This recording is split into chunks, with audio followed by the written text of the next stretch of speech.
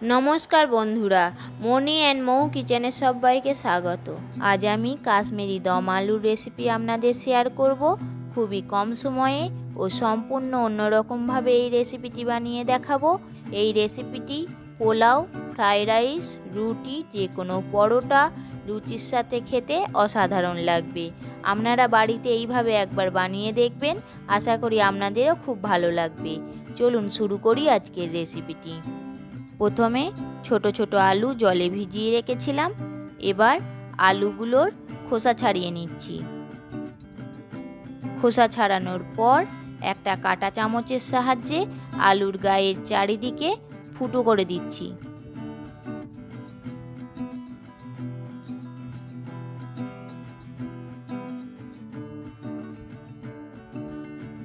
অন্য একটা পাত্রে জল রেখেছি, তাতে আলু দিয়ে দিচ্ছি।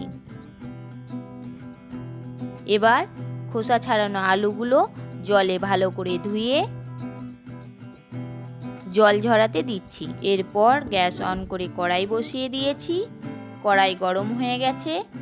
রান্নাটা আমি সাদা তেলে করব, তাই 1 কাপ সাদা তেল কড়াইয়ে দিয়ে দিচ্ছি। এই তেলেই পুরো রান্নাটা করব। তেল গরম হয়ে গেছে। একে একে জল ঝরানো আলুগুলো তেলে দিয়ে দিচ্ছি। এবার খুন্তি দিয়ে আলুগুলো উল্টে পাল্টে ভেজে নিচ্ছি।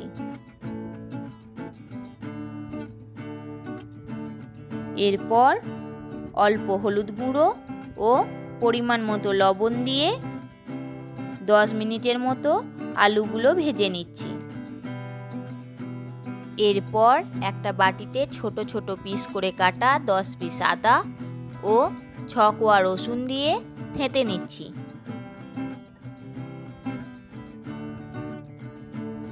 আদা রসুন থেঁতা হয়ে গেছে।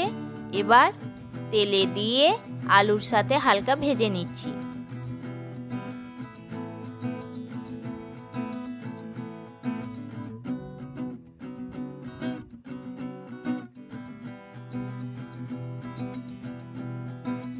এবার কাশ্মীরি দম আলুর জন্য একটা পেস্ট বানিয়ে নেব। তার জন্য একটা পাত্রে 300 গ্রাম টক দই দিয়ে দিচ্ছি। তাতে বড় চামচের হাফ চামচ হলুদ গুঁড়ো, হাফ চামচ জিরা গুঁড়ো, 1 চামচ ধনে গুঁড়ো, 1 চামচ কাশ্মীরি লঙ্কা গুঁড়ো, হাফ চামচ লঙ্কা গুঁড়ো, 1 চামচ গরম মশলা গুঁড়ো দিয়ে দইয়ের সাথে সব মশলাগুলো ভালো করে মিশিয়ে নিচ্ছি।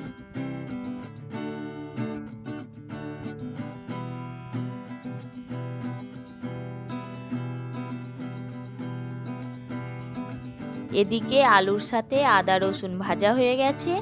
এবার দই আর মশলার পেস্টটা আলুতে দিয়ে মিডিয়াম আঁচে আলুর সাথে কষাতে থাকব।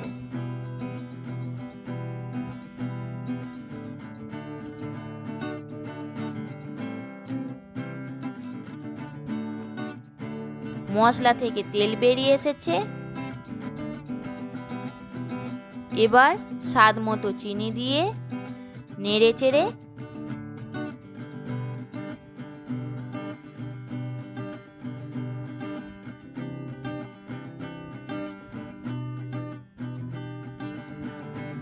কাসুরি মেথি পাতা আলুর উপর ছিটিয়ে দিলাম। এবার আলুর সাথে মিশিয়ে নিচ্ছি আর 10 মিনিটের মতো অল্প আঁচে ঢাকা দিয়ে দিচ্ছি। মাঝে একবার ঢাকা খুলে নেড়ে আবার ঢাকা দিয়ে দিয়েছিলাম। 10 মিনিট হয়ে গেছে। ঢাকা খুলে নেড়ে নিচ্ছি।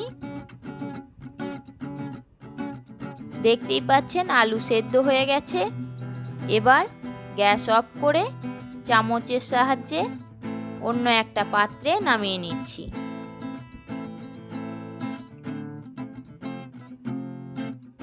বন্ধুরা, দেখতেই পাচ্ছেন কাশ্মীরি দম আলু দেখতে কতটা লোভনীয় হয়েছে, তেমনই খেতেও অসাধারণ হয়েছে। রেসিপিটি কেমন লাগলো আপনারা অবশ্যই কমেন্ট বক্সে জানাবেন। লাইক করবেন, শেয়ার করবেন সকলের সঙ্গে, আর সাবস্ক্রাইব করতে ভুলবেন না। সাবস্ক্রাইব করে পাশের বেল আইকনটা প্রেস করে দেবেন, তাহলেই নিত্য নতুন রেসিপিগুলো আপনাদের কাছে পৌঁছে যাবে। আজ এই পর্যন্তই। আবার একটা নতুন রেসিপি নিয়ে চলে আসব। ভালো থাকবেন, সুস্থ থাকবেন। ধন্যবাদ।